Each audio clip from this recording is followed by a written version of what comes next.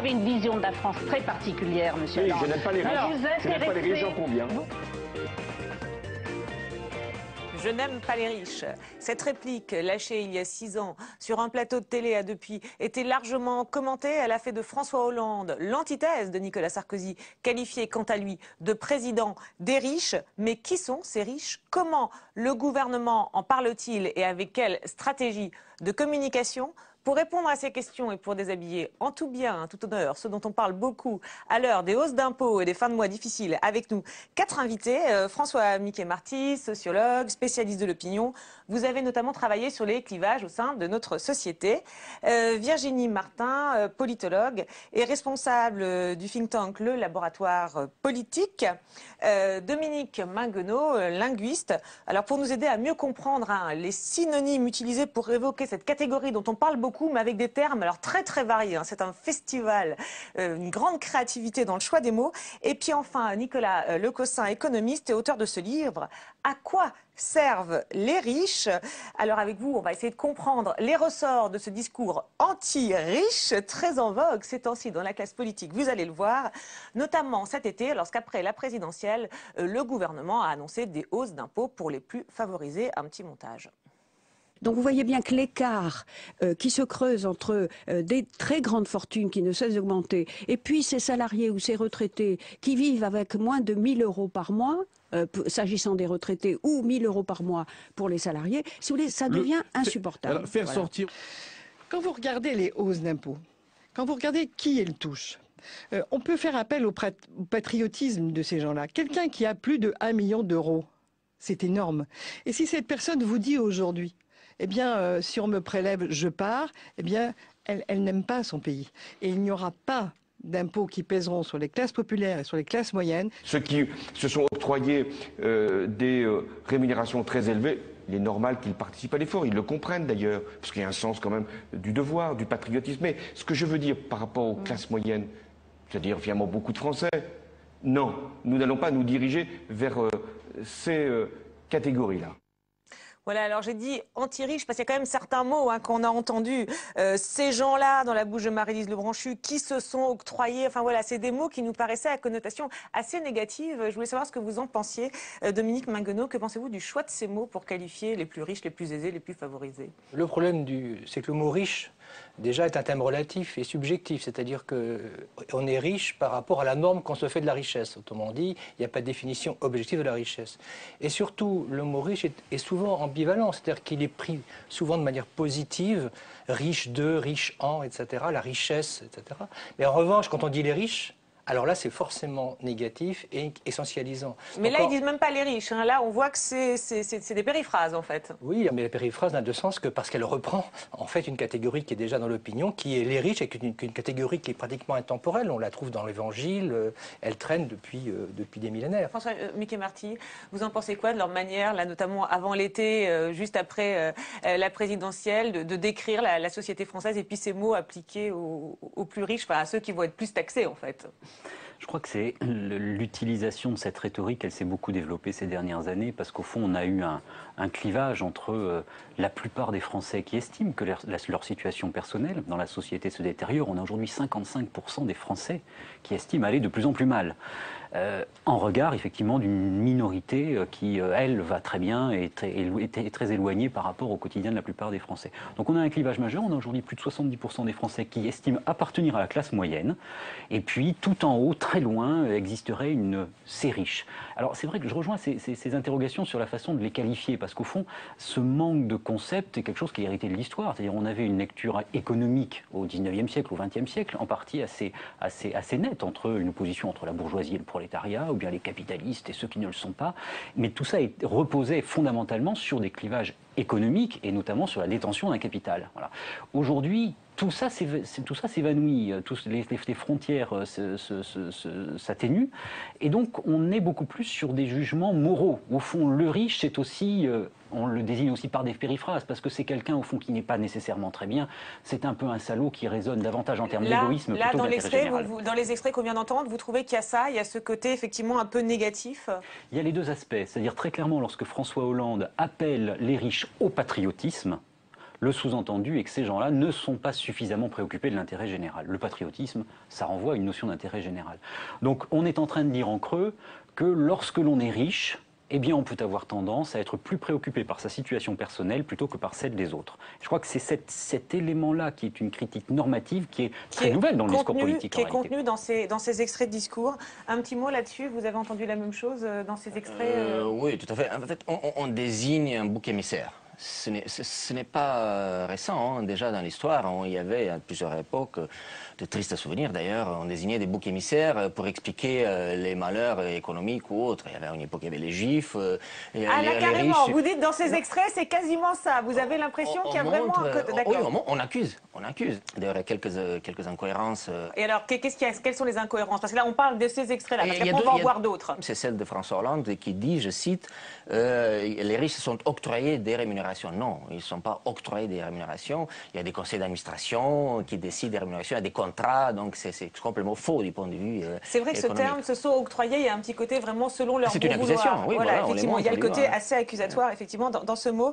Ce qui nous a frappé, effectivement, en entendant ces extraits, c'est que pendant toute la campagne, le PS avait fait campagne sur le thème Nicolas Sarkozy qui a monté les Français les uns contre les autres. On l'a accusé d'avoir clivé la société. C'est vrai que quand on entend ça, on se demande si finalement le Parti socialiste n'est pas exactement dans la même stratégie, mais avec une autre catégorie de la population. Un petit mot, et puis Virginie Martin. Oui, on est en recherche de sens. La rupture de la crise de 2008 conduit effectivement à s'interroger sur les significations des évolutions que l'on connaît, effectivement sur la recherche de responsables. Donc c'est vrai qu'on avait eu des patrons voyous, on a eu la France qui se lève tard, aujourd'hui on a les riches. Ça traduit, je pense, un manque de lisibilité générale de la société. Et ça renvoie ça aussi à ce manque d'explication par des fondamentaux économiques. C'est potentiellement extrêmement dangereux. C'est-à-dire qu'on évolue aussi la dénonciation d'une catégorie générale, l'argent, à la richesse, aux riches, François Hollande, je n'aime pas les riches, puis éventuellement à Bernard Arnault. D'accord, on va y venir. Un petit mot sur cette stratégie de communication, Virginie Martin? Oui, je trouve effectivement que ce qui est important de retenir, ce que vous avez déjà un peu souligné, c'est qu'on est devant une réponse morale à une question économique. Et c'est là vraiment tout l'hiatus et peut-être aussi le malaise et le mal-être de la gauche actuellement, qui sent bien que ce capitalisme qui s'est excessivement financiarisé pose un sacré problème, c'est évident, mais au lieu d'en donner une réponse ou à la Mélenchon, à savoir très marxisante, ou en acceptant le capitalisme tel qu'il est, ou en faisant une réponse de gauche, mais économique, sur la question de la performance, de l'attractivité de la France, on en fait une réponse morale. Mais la réponse morale n'est pas vraiment une réponse politique, c'est une réponse normative, c'est une réponse qui ne va pas en plus dans le caractère émancipatoire que la gauche a toujours voulu donner aux gens, etc. Et ce patriotisme, encore une fois, revient là en culpabilisation. C'est le patriotisme, c'est le sens du devoir. Et vous diriez du coup qu'il y a un peu asymétrique, parce que c'est vrai que c'est ce qui nous a frappé en préparant l'émission avec ce que faisait Nicolas Sarkozy, ou non, parce que finalement, en étant dans quelque chose de moral, on n'est pas dans le même registre. Effectivement, François Hollande a quand même beaucoup travaillé sur toute sa campagne de communication pour gagner cette présidentielle, sur la cohésion, en disant Nicolas Sarkozy a fracturé le pays, moi je vais retrouver de la cohésion. Et là, on est vraiment dans une contradiction absolue, encore une fois, parce que moi j'irais même plus loin. Pour Marine Le Pen, c'est l'immigré qui abuse de notre sécurité sociale qui est un problème. Pour Nicolas Sarkozy, ça a été les Roms ou la burqa à une époque. Et maintenant, on se retrouve là avec les riches. Ce discours est totalement contre-productif, à mon sens, en termes à la fois économiques, comme je le disais, mais aussi en termes de cohésion nationale. Alors, cela dit, ça, ce qu'on vient de voir, c'était avant l'été. On a eu l'impression que l'été, les vacances, peut-être les sondages, peut-être les protestations de certains, on ne sait pas trop, mais en tout cas, on marquait des petites inflexions dans le discours. Écoutez, par exemple, François Hollande, quelques semaines plus tard, sur le plateau de TF1. Certains disent que les élites françaises sont découragées. C'est Jean-Pierre Chevènement, d'ailleurs, qui le dit, je crois. En tout cas, sont au fond incités à quitter leur pays. Je pense que les élites doivent être reconnues. Moi, je pense que les entrepreneurs, ceux qui se dévouent pour l'emploi, ceux qui investissent, ceux qui transforment la réalité de nos territoires, ceux qui conquièrent des marchés, oui, qui gagnent de l'argent, peuvent gagner de l'argent, mais ils méritent que la nation les reconnaisse. Mais être français, c'est à la fois recevoir effectivement des encouragements, de l'argent et donner à son pays. C'est ça le patriotisme, c'est donner le meilleur de soi-même. Et chacun doit prendre sa part. On a l'impression qu'il a un peu de mal avec le mot argent, hein. Il a un peu de mal à sortir, mais enfin on a quand même l'impression que le discours est plus positif, même s'il y a toujours beaucoup question de patriotisme. Et puis le même argument repris quelques jours plus tard par Manuel Valls. Écoutez. Le mot riche, c'est un mot tabou aujourd'hui au sein du Parti Socialiste, à gauche, au sein du gouvernement, ou pas? Ça dépend comment il est employé. À partir de combien? Allez, on est riche à partir de combien? Moi, je crois beaucoup à la richesse de chacun. Je crois au talent. Je crois qu'il ne faut pas empêcher les gens de gagner leur argent si c'est leur talent, leur inventivité qui sont le fruit de cette richesse. Ce qui est insupportable, c'est la rente. C'est gagner sans faire le moindre effort, c'est l'insolence de l'argent dans un moment de crise, dans un moment où autant de nos compatriotes souffrent, dans un monde où il y a aussi beaucoup d'inégalités entre le Nord et le Sud, entre ceux qui gagnent beaucoup d'argent et ceux qui vivent qu'avec quelques dollars ou quelques euros par mois. C'est ça qui est insupportable, c'est d'ailleurs ça qui fait qu'on s'engage aussi en politique pour lutter contre ces inégalités. Voilà, ça finit par un grand discours sur le Nord, le Sud, l'engagement politique. Là aussi, on est quand même dans quelque chose de très moral, effectivement. Mais alors, vous pointiez les risques, on va dire, de la stratégie politique d'avant l'été. Est-ce que vous avez l'impression qu'il y a eu une inflexion quand même? J'ai l'impression que l'inflexion, en fait, est vraiment très cosmétique, si je puis dire. Ah bon? Parce que finalement, on remet de la morale sur la morale, si je puis dire, puisque là, on va distinguer maintenant les bons riches des mauvais riches. Alors, il y a ceux qui méritent, comme si, pour avoir 20 sur 20 à l'école, il fallait beaucoup travailler avant le contrôle. Mais si on est très doué, qu'on a 20 sur 20 sans travailler, ils peuvent gagner de l'argent. Voilà, oui, mais on regarde l'effort consenti. Si on gagne de l'argent trop facilement, là, on est un mauvais riche. Donc là encore, il y a encore ce bon, ce bien, ce mal, etc. Et puis, on ne peut quand même pas... enfin, je ne sais pas, on ne peut quand même pas dire qu'il n'y a pas un Roland un peu populiste là-dedans, dans cette histoire-là. Par exemple, à quel moment? C'est quand même une petite minorité qui détiendrait un pouvoir qu'elle a peut-être plus ou moins usurpé et qu'il faudrait rendre au peuple. On a l'impression quand même d'une... À cause du patriotisme, c'est ça, à cause de ça? Le patriotisme, effectivement, en fait partie. Et puis ces accusations dont on parlait précédemment, ils se sont octroyés. Mais là, ça a changé, ils ne le disent plus. Oui, mais enfin, on voit quand même qu'il y a... Enfin, voilà, il y a le riche acceptable et celui qui ne l'est pas. On est quand même, quelque part, dans des relents de populisme. Tout ça n'est pas du tout détabouisé, si je puis dire. D'accord, effectivement, parce que là, il dit, il y a les entrepreneurs, ceux qui se dévouent. Voilà, effectivement, il y a cette classification. Enfin, il y a les bons, mais là, ils insistent quand même davantage sur les bons riches, non? Exactement. Il essaie de faire la différence, mais en fait... Est-ce que ça plaît aux riches, à vous qui avez écrit sur les riches? Est-ce que ça les rassure? Parce que les riches d'entendre ça. Il y a deux choses sur lesquelles j'aimerais insister. La première, c'est que j'ai l'impression qu'ils... Je sais pas que j'ai l'impression, ils ne savent pas qui est riche aujourd'hui. Nous, dans notre livre, on parle des riches d'aujourd'hui. Les riches d'aujourd'hui ne sont plus les rentiers du 19e siècle. C'est fini depuis longtemps. C'est-à-dire quand Manuel Valls dit ce qui est insupportable, c'est la rente, tout ça, vous dites là, il ne comprend pas de quoi il parle. Même si je suis d'accord avec vous, il fait la différence. Il y a les bons et les mauvais riches. C'est dangereux de dire ça aujourd'hui aussi. Mais il y en a de moins en moins. C'est fini. Aujourd'hui, plus de 40% de ceux qui sont riches dans le classement des fortunes de France sont des gens qui ont créé leur entreprise et qui sont enrichis. Aux États-Unis, c'est 80%. C'est l'entrepreneur qui se dévoue, ça. C'est l'entrepreneur qui se dévoue. Donc ça, est-ce que c'est un bon riche? Bon, il crée des emplois. C'est d'ailleurs ce que dit François Hollande dans son discours. Donc c'est quand même une accusation sur des bases qui ne correspondent pas à la réalité. D'accord, parce que vous pensez que le discours, effectivement, est un peu déconnecté de la réalité. Alors, la question que ça pose, parce que vous dites, donc, vous trouvez que c'est déconnecté, vous qui avez travaillé sur les riches. Alors, la question, c'est est-ce que ça s'adresse aux riches pour les rassurer, puisqu'on a vu une levée de bouclier pendant l'été, alors vous faites non, ou est-ce que ça s'adresse aux autres? Ce discours-là, qu'en pensez-vous? Il parle à qui, là?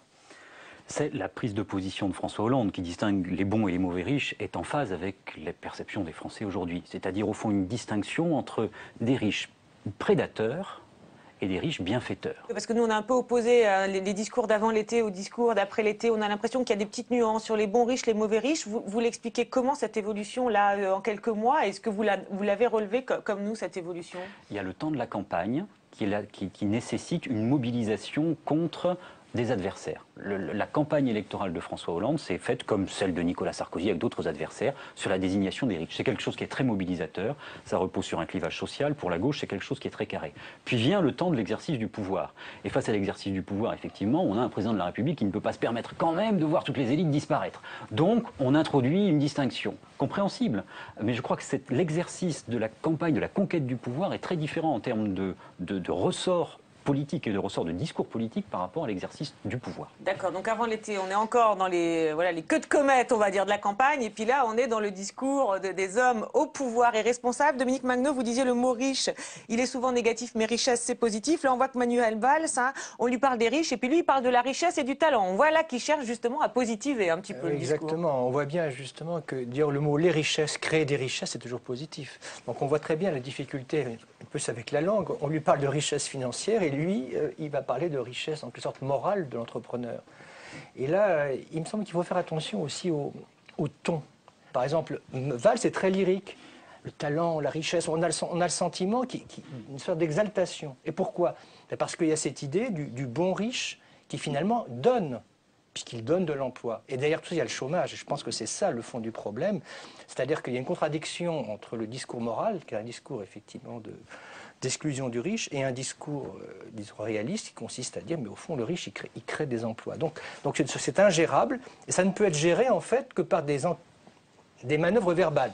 Soit un ton patelin, paternel, soit un ton lyrique, mais il n'y a pas de solution, si je peux dire, conceptuelle, cohérente à ce genre de problème. Et c'est vrai qu'en tout cas, le ton de Manuel Valls, alors François Hollande, effectivement, il a un ton plus paternel, mais en tout cas, change beaucoup par rapport au ton de Maryse Lebranchu avant l'été, où on la sentait, et même Elisabeth Bigou, très, très, très en colère.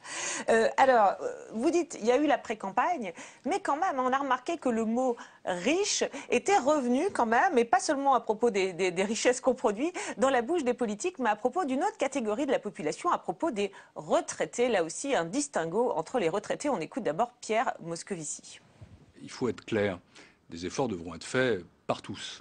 Et y compris les retraités. Attendez, quand on est retraité, aisé ou très aisé, ou riche, on est riche avant d'être retraité. Et donc il est assez logique qu'on dise que la question n'est pas taboue pour ceux qui ont beaucoup d'argent, pour ceux qui ont de l'argent, que la justice passe par tout le monde. On est riche avant d'être retraité, nous dit Pierre Moscovici. Quant à Michel Sapin, à propos des mêmes retraités, lui, il ne parle pas des retraités riches, mais il emploie le mot pauvre à propos des autres. Écoutez. Moi, je fais aussi très attention à tous ces slogans un peu qui globalisent. On dit les retraités. Enfin, les retraités, c'est comme si je vous disais les Français. Il y a des gens extrêmement pauvres parmi les retraités. Il n'est absolument pas question de toucher à en quoi que ce soit, aux 700 € de la pauvre personne qui vit avec le minimum vieillesse, ou aux 1000 € ou 1200 € de celui qui a trimé toute sa vie. Ça fait partie des sujets. Ça fait partie. Il y a des retraités extrêmement aisés. Extrêmement aisés. Il y a plein de retraités qui gagnent beaucoup plus que des gens qui sont en activité. Donc pour cela, il paraît normal qu'il y ait des impositions qui soient de même nature que celles que payent des salariés aisés. Vous parliez du ton, il y a aussi des nouveaux mots là qu'on a vu apparaître par rapport aux extraits précédents. Il y a les extrêmement aisés, les très aisés, les riches dits par Pierre Moscovici qui gagnent beaucoup plus. Là, on voit effectivement de nouveaux mots apparaître. Et puis concernant une catégorie bien particulière, les retraités. Alors pourquoi tous ces mots pourquoi des mots aussi différents pour désigner une catégorie? Parce que pour dire les classes populaires, il y a un mot, on dit les pauvres ou les classes populaires. Les classes moyennes, on dit les classes moyennes. Pourquoi là, il y a une telle palette? Il y a une palette parce que, comme je le disais au début, le mot riche étant un mot qui renvoie à un continuum et deuxièmement un mot subjectif, puisque ça dépend de la façon dont vous considérez la norme de la richesse par rapport à une catégorie, il est évident que si vous voulez donner un sentiment d'évidence, il faut créer des écarts. Alors, je ne sais pas si vous vous rappelez, Mme Guigou avait levé son bras, elle avait eu un écart, elle avait allongé le A de façon à créer un écart considérable. Et là, c'est le extrêmement qui est mis sur les pauvres et sur les riches. Et l'astuce consiste à passer de riche à aisé, comme si le mot aisé était évidemment un mauvais jeu de mots, plus aisé à manier que le mot riche. Et je pense que ce n'est pas sans raison. Pourquoi ?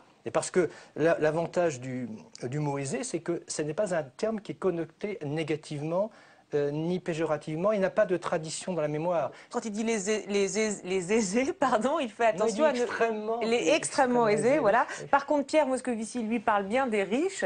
Vous qui les entendez, qui avez travaillé sur ces catégories, est-ce que vous avez l'impression qu'il y en a un qui est, entre guillemets, plus stigmatisant que l'autre, ou alors finalement, concernant cette catégorie de retraités, ils sont tous les deux dans une description objective et factuelle? Oui, je pense aussi que vous vous rappelez du rapport du think tank Terra Nova qui avait dit que la gauche, finalement, était bien plus à l'aise aujourd'hui avec les questions de diversité, d'ethnicité, d'immigration, etc., et d'ouverture sociale envers les communautés, par exemple, homosexuelles, etc. Et on l'avait beaucoup reproché à la gauche, justement, de beaucoup séduire sur ce discours un peu bobo, pour faire très bref, et finalement de s'être déconnecté de ces catégories populaires et de son historique, hein, justement, un peu marxisant, les pauvres, les riches, ceux qui ont, ceux qui n'ont pas. Et là, quelque part, d'une certaine manière, par ce biais-là, même s'il y a des nuances en introduisant effectivement tout un champ lexical un peu plus light, on va dire. Les très aisés. Voilà, par exemple. Mais n'empêche que la gauche renoue un petit peu avec son socle historique, et c'est quand même aussi important hein, que la gauche et le PS en général... disent le mot pauvre. Voilà, disent le mot pauvre. Il est temps qu'elle le dise. Au moment où elle fait le mariage homo, il faut aussi qu'elle parle aux pauvres et qu'elle stigmatise donc un minimum les plus aisés. Hein. Ça fait aussi partie de sa matrice idéologique. Oui, la question qu'on se pose effectivement en écoutant ces extraits, c'est est-ce qu'il est important pour eux de dire riche, très aisé, ou est-ce que l'important c'est de dire pauvre, de parler aussi des pauvres retraités? Ce qui est très intéressant dans le discours de Michel Sapin, c'est qu'au fond son registre de parole, de langage, est soit économique, soit sociodémographique. On dirait un spécialiste de l'INSEE qui distingue des retraités, des personnes qui ont 65 ans et plus. Au sein de cet échantillon, nous avons des riches et des plus riches et des moins riches, etc. Ça n'est pas un discours politique. Je trouve que ça révèle assez bien le besoin, je crois, pour la gauche, mais probablement pour la droite aussi, de réinventer des concepts politiques, purement politiques, et non pas sociodémographiques ou économiques, qui disent bien une réalité qui soit mobilisatrice et qui soit plus efficace, plus percutante que ces termes-là, qui sont au fond des termes très froids, des termes au fond de description d'une réalité. D'accord, donc vous trouvez que là, il est dans quelque chose de très froid? Oui, mais ce qui est intéressant, c'est tous ces sujets sont très convergents. C'est ce besoin de segmentation de la population. Pourquoi on segmente? Alors les retraités, et puis parmi les retraités riches. Parce qu'au fond, on n'a pas de vision d'ensemble. Donc, et cette segmentation infinie aboutit à trouver qu'ici ou là, quelques coupables. Pour Sarkozy certains, pour aujourd'hui la gauche d'autres. Mais ça révèle, je crois, dans les deux cas, un problème de vision politique qui fait qu'on n'a pas une lecture d'ensemble du monde, de la société, de l'économie, et qui permettent de donner du sens à ce qu'on raconte. Donc on segmente, on a les retraités riches, les retraités. Effectivement, on ne sait pas trop comment les qualifier, donc on fait référence à des taxonomies qui sont celles de l'INSEE. Alors, cette bataille sur le mot riche, on l'a un petit peu évoqué, n'est pas nouvelle. Et puis, il faut rappeler que pendant toute la campagne, donc le PS a taxé Nicolas Sarkozy d'être le président des riches. Mais Nicolas Sarkozy lui-même s'est posé comme le président des hausses d'impôts pour les plus riches, du moins après la crise. Du coup, on a eu droit à des petites joutes oratoires assez intéressantes sur cette question. Je vous propose de les revoir. La France est le seul pays d'Europe qui a gardé l'impôt sur la fortune. Vous venez de dire que je l'ai supprimé. C'est le seul pays d'Europe qui a gardé l'impôt sur la fortune. Et la réforme de l'impôt sur la fortune que j'ai faite, je l'ai conduite intégralement financée par les plus fortunés, puisque ça a été financé par une augmentation des droits de succession payés sur les plus hautes fortunes de 40 à 45%. Allez dire, monsieur Hollande, qu'il n'y a plus d'impôt sur la fortune, que nous avons fait des cadeaux aux riches. C'est une calomnie. C'est un mensonge. Vous voulez moins de riches, moi je veux moins de pauvres. Et il y a à la fois plus de pauvres et des riches plus riches. Ce n'est pas exact. Si, c'est vrai. Et ce n'est pas une plaisanterie. Et ce n'est pas une plaisanterie, c'est une réalité. La France est en Europe et dans un monde ouvert. Qu'est-ce que vous voulez, monsieur Hollande? Que tout le monde s'en aille? Juste un petit mot, là, on parlait du vocabulaire, Dominique Mingonneau. Nicolas Sarkozy dit « les plus fortunés ». Ça vous paraît être un terme, entre guillemets, moins péjoratif ou pas? Enfin, ce terme de « les plus fortunés » par rapport aux très aisés, aux très très aisés, à ceux qui en gagnent beaucoup, beaucoup plus? Moi, je pense que c'est la même stratégie qu'avec aisé. C'est-à-dire que fortuné n'est pas un terme très connoté. Donc, effectivement, dès qu'on veut, en quelque sorte, annule la possibilité d'une dénonciation, eh bien on emploie un terme objectivant, à prétention objectivante, qui ne l'est pas, mais qui est quand même plus objectivant que riche. D'accord, donc là, on ne stigmatise pas, si je comprends bien. D'accord. Alors, là, on a vu donc les joutes oratoires entre François Hollande et Nicolas Sarkozy pendant le débat, le fameux débat de l'entre-deux tours de la présidentielle. Mais ce qui est intéressant, c'est de voir que François Hollande a pas mal fait évoluer son discours sur la question. Je vous propose de revenir en août 2011, lors de sa conférence de presse sur la crise. Alors là, il dénonce les revirements de Nicolas Sarkozy, évidemment, mais il parle aussi de sa vision à lui et il pense qu'il faut à l'époque une grande réforme fiscale. Écoutez-le. Nous voyons bien qu'il y a eu une explosion des hautes rémunérations, qu'il y a eu aussi une multiplication de cadeaux fiscaux qui ont conduit le gouvernement et le président sortant à revenir sur un certain nombre de choix qui avaient pu être l'essentiel de sa marque dans la campagne présidentielle de 2007. Moi, je ne suis pas pour un impôt exceptionnel pour les plus riches. Je suis pour une réforme fiscale d'ensemble. On ne demande pas une contribution aux plus favorisés parce que nous sommes dans la crise. Nous demandons une contribution à ceux qui ont le plus parce que c'est un principe de justice fiscale et même un principe d'efficacité économique et même un principe de cohésion morale. Voilà, il parle de morale aussi, mais en tout cas, il justifie une réforme dans la durée. Et puis, quelques mois plus tard, même un an plus tard, sur le plateau de TF1, là, il a été élu président entre-temps. Et puis, le point de vue est assez différent. Écoutez. Alors, ça sera une contribution exceptionnelle par son taux. Par son taux. C'est-à-dire, toutes les rémunérations supérieures à 1 million d'euros, à partir d'1 million d'euros, seront taxées à 75%. 2 millions d'euros pour un même foyer ? Là, il s'agit pour chaque rémunération supérieure à 1 million d'euros. Alors bien sûr, en prenant en compte toutes les autres contributions qui ont été versées, impôt sur le revenu, CSG, etc. Mais c'est très important qu'il y ait ce taux. Et en même temps, de façon exceptionnelle, contribution exceptionnelle dans la durée, parce que c'est le temps du redressement, dans l'agenda du redressement que j'ai fixé, eh bien cette contribution prend sa part, et une fois que nous aurons redressé, et je pense que nous y arriverons au bout de 2 ans, à partir de là, il n'y aura pas besoin de garder cette disposition. Mais il est très important qu'elle soit là. Là, on a l'impression qu'il y a un mot qui est important, c'est le mot exceptionnel. Exceptionnel, 2 ans, attention, ça ne va pas durer. Alors qu'avant, il avait un discours complètement différent sur cette réforme fiscale. Là, on a l'impression qu'il a changé radicalement son discours, sa manière de communiquer sur ces réformes et puis de les faire aussi. Pourquoi ? Comment vous expliquez ce changement ? Oui, il y a clairement 3 séquences. Il y a la vision d'ensemble, ensuite, au cœur de la campagne présidentielle, on a la taxation à 75%, et puis ensuite, on a l'idée d'une taxation à durée limitée. Ça a fonctionné très bien, c'est-à-dire que François Hollande a eu le flair d'être en phase avec la société. Lorsque on a demandé aux personnes qui ont voulu, lors de la premier tour de l'élection présidentielle, on a demandé aux électeurs qui ont voulu sanctionner Nicolas Sarkozy, pour quelles raisons ils l'ont fait. La première raison citée par 55% des personnes interrogées, c'est Nicolas Sarkozy est le président des riches. C'est-à-dire qu'au fond, la thématique, l'angle général de la campagne de François Hollande était particulièrement percutant, est entré en résonance par rapport à l'image que les Français, le parti d'électorat, avaient de Nicolas Sarkozy. La deuxième raison, c'était l'insuffisance des réformes de Nicolas Sarkozy pour améliorer la situation de la France. Autrement dit, l'angle général, l'axe général de la campagne de François Hollande, il était extrêmement percutant. D'accord, le président des riches, et puis après, on atténue, et puis ça devient transitoire. Mais alors, ce qu'on voit aussi, et ce qu'on a revu dans ces extraits, puis qu'on a un petit peu oublié à force, effectivement, de rester dans l'idée Nicolas Sarkozy, le président des riches, et que lui aussi a beaucoup communiqué sur les hausses d'impôts pour les plus riches, en fait. Et donc, on a l'impression que les deux ont été un peu sur cette thématique. Un petit mot, peut-être Nicolas Le Gossin, et puis...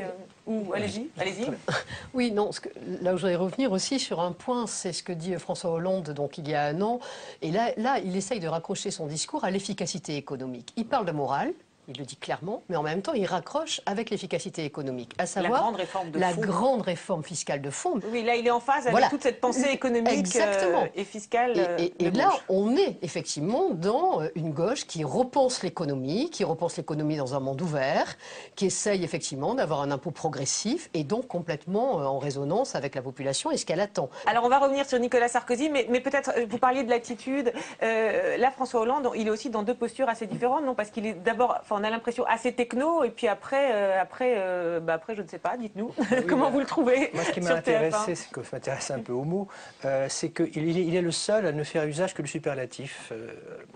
C'est-à-dire relatif. Les plus riches, les plus favorisés, ceux qui ont le plus. Les plus hautes rémunérations. Alors, quel est l'intérêt? On voit bien que l'argumentation va dans le sens d'une dédiabolisation du riche. Puisque quand vous dites les riches, vous essentialisez. Bon, ça c'est Mélenchon. Quand vous dites les plus riches, vous voyez bien que vous êtes sur une échelle. Et donc du coup, on rentre dans une logique, effectivement, globale, de réforme du système, etc.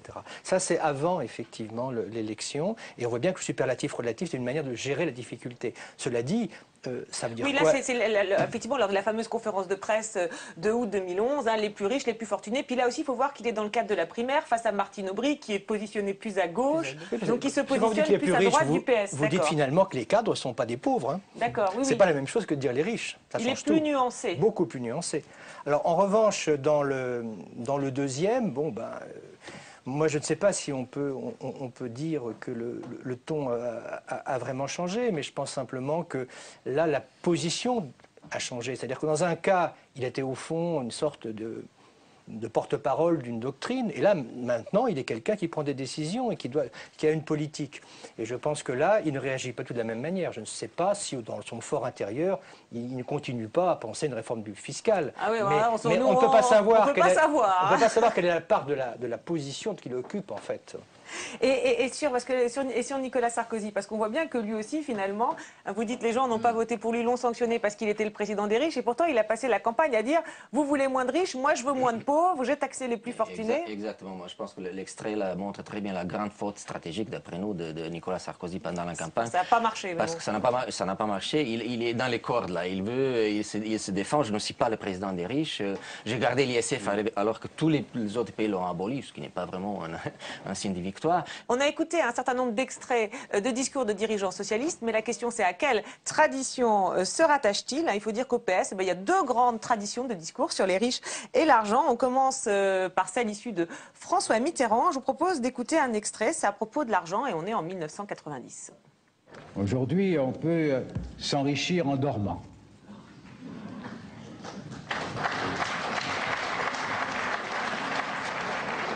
Il suffit d'être propriétaire de bonnes valeurs immobilières, propriétaire de bons terrains, de bons locaux.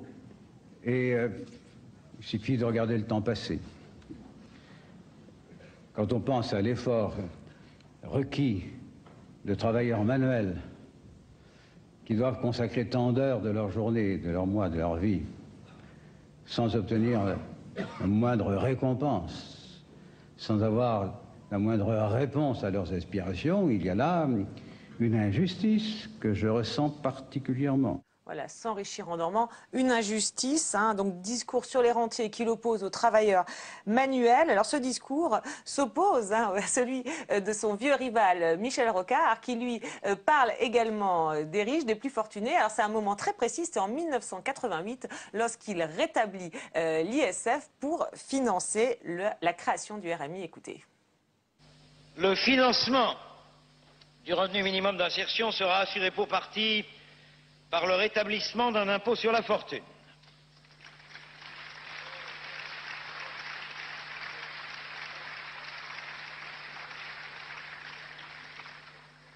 Il faut ici lever tout équivoque. L'impôt sur la fortune est une contribution de solidarité, pas une revanche contre les riches. C'est pourquoi, selon nous, le principal problème posé, mais il est très épineux, concerne non pas le principe de l'impôt, mais la définition du meilleur équilibre entre la solidarité nécessaire et la pertinence économique. C'est une simple question de bon sens.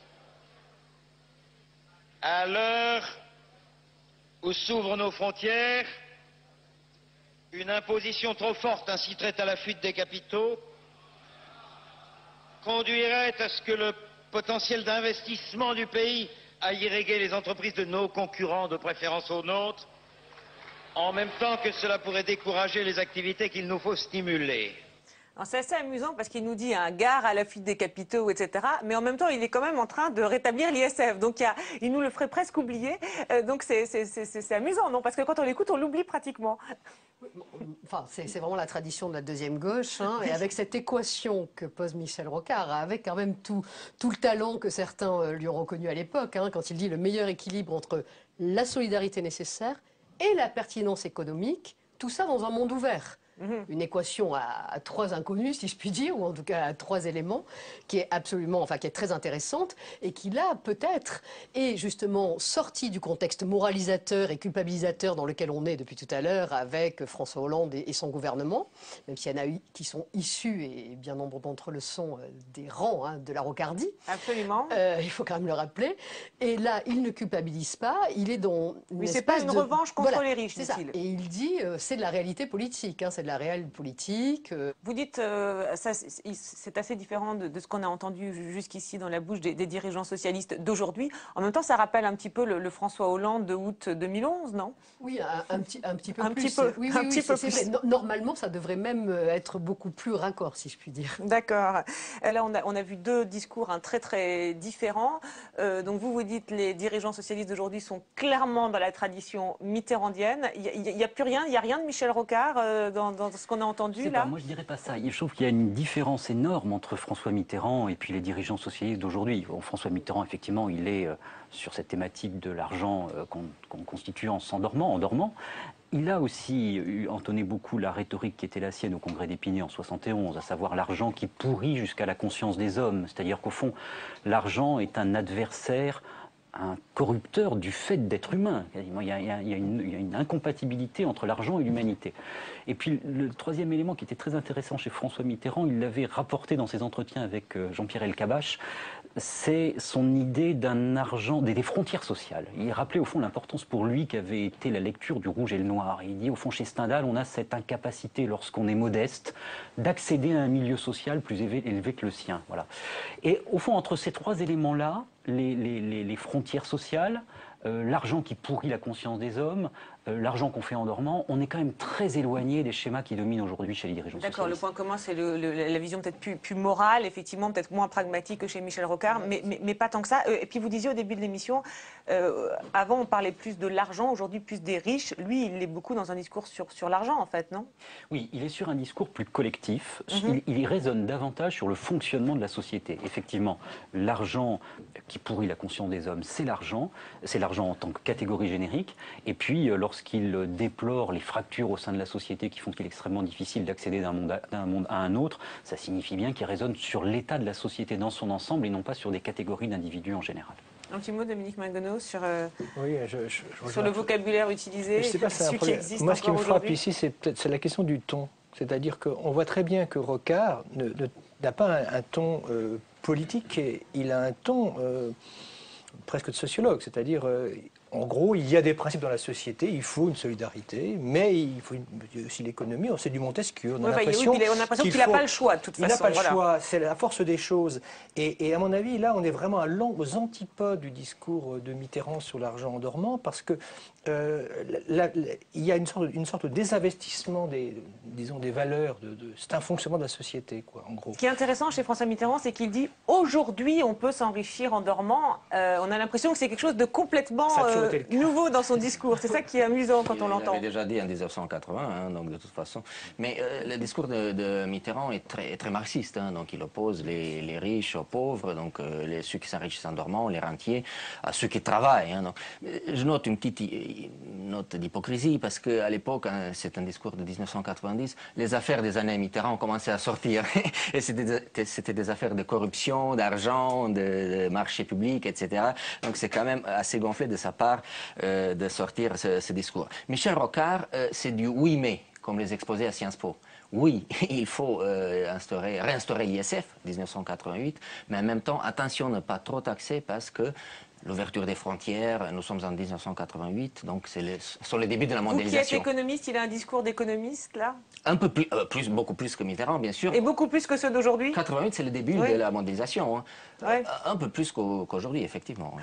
D'accord. Alors, on a un petit peu parlé du discours de la gauche, hein. Je crois que voilà, dans cette émission. Alors, pour finir, un petit échantillon du discours de la gauche d'aujourd'hui. Jean-Luc Mélenchon, un petit extrait de son discours lorsque Bernard Arnault a annoncé son intention de devenir citoyen belge. Écoutez. Qu'est-ce que c'est que ce Belge de circonstance qui va avoir une nationalité uniquement pour faire de l'argent? Moi, je serais belge, ça me vexerait à mort de voir un type pareil, je ne veux pas de vous. Hein. Si c'est votre seule motivation pour être belge, c'est de venir faire de l'argent, franchement, restez chez vous. Et d'ailleurs, chez nous, nous avons l'habitude de ça. Les riches, les importants, les puissants n'ont pas d'autre patrie que l'argent. Ils n'aiment pas leur patrie.